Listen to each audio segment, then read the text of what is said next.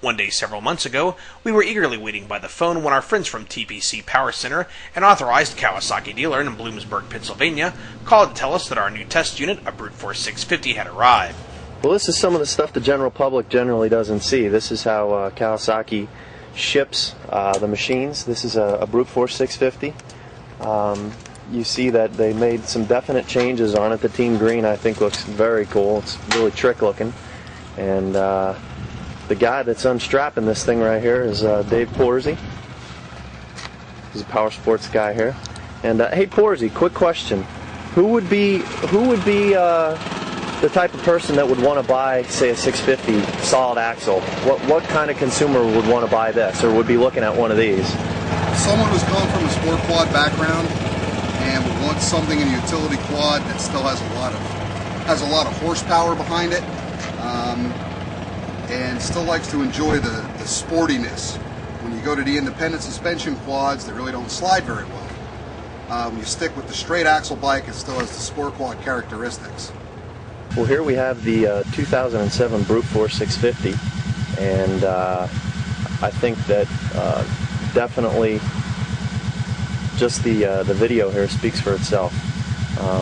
I am pretty positive that this is the best looking utility quad I've ever seen. This thing is absolutely beautiful. It's hard to believe that it's a Prairie underneath this plastic, but that's really what it is. I mean, the basis is a Prairie, a 650 engine. When you look out back here, you can see that it's got the wet braking system. For those of you connoisseurs of utility quadism, you'll see that it has the original Prairie tires as well, with a swing arm and single shock. That has some nice adjustment on it as well, and we'll get into that a little bit later in the article also. They did some cool stuff this year, and one of the really cool things I like is the color of the wheels, number one, and the plastic, just awesome, and the graphics.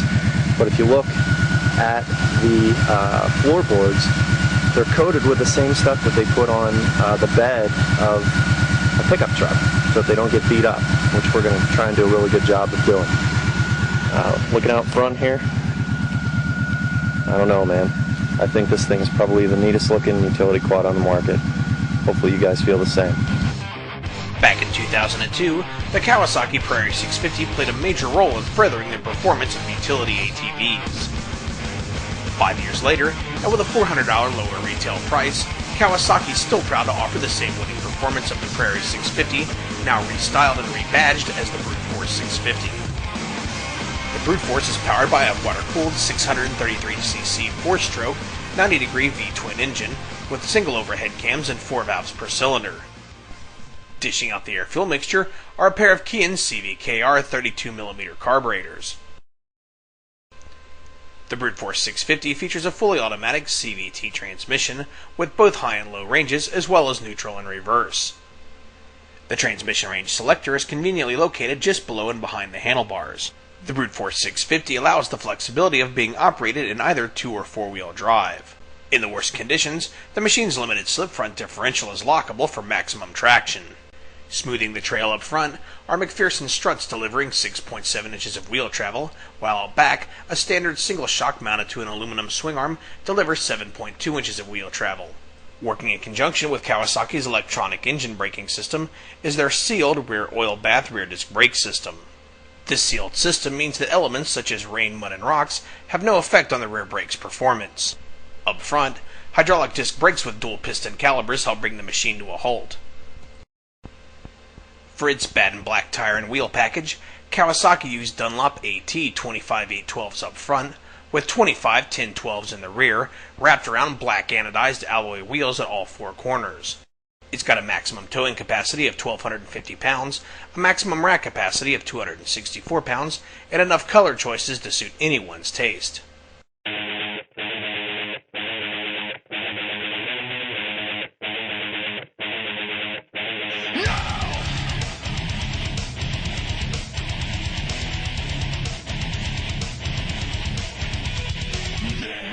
Five years after it debuted in the Prairie 650, we're still impressed with the power output of the motor now lurking inside of the Brute Force.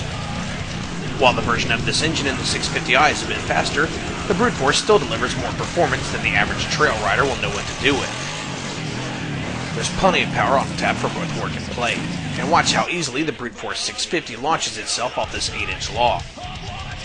When it comes to getting down the trail, the brute force 650 has power from bottom to top. This rocky hill climb at Roush Creek is a lot steeper than it looks, and more difficult on the brute force than we thought it was last year on the 650i. Giving up ground clearance over its independent suspension brother, good line selection on the standard brute force 650 was a bit more critical. In trade-off for the ground clearance, the machine's solid rear axle gives the brute force a more sport quad-like feel when it comes time to break the rear end loose for power slides. Sporty tune suspension works great over rocky, gnarly terrain, as well as small and medium-sized jumps, but we were able to find the limits of the suspension multiple times on some of the larger jumps at Roush Creek. Slow to medium speed plushness gave us some body roll at high speeds. Aftermarket shocks could easily fix that.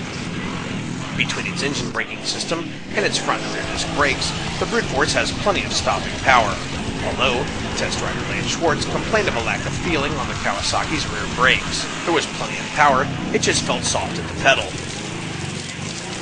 To test the four-wheel drive capabilities of our brute force, we decided to skip the mud pit, locked in the front differential, and took our 650 tree climbing.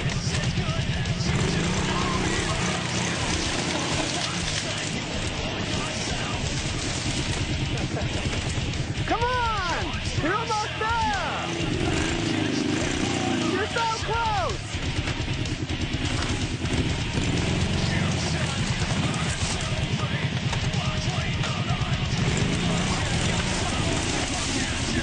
You got it now! You got it now!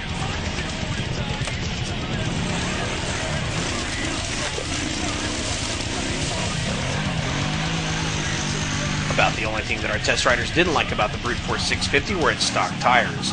They felt that they were soft, making them more prone to puncturing, and offered very little traction. Tires such as the very popular Maxxis Bighorn are far less prone to puncturing, offer superior traction in all conditions, and would even further enhance the machine's already solid handling. With its performance and durability, the Prairie 650 should prove to be a popular seller. The fact that it's a 650 available at a 500cc price make this the ultimate machine for the buyer looking to get the maximum performance for his dollar. For more information on the Prairie 650, log on to Kawasaki.com.